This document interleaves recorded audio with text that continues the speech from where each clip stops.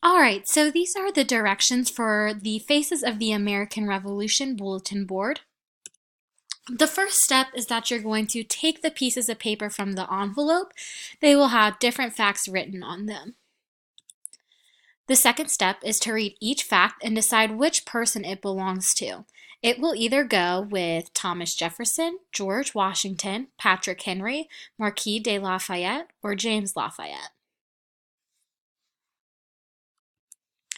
The third step is to match each fact with the person by placing it on the Velcro.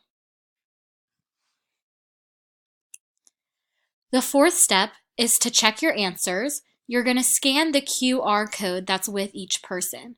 You'll watch the blabberized video and hear the facts about each person. While listening, make sure your facts are correct. If you need to make any changes, now would be a good time to do it. This fifth step is optional, but you could take a photo of your completed work to show. And the sixth and final step is to place the facts back inside the envelope so it's ready for the next person to use.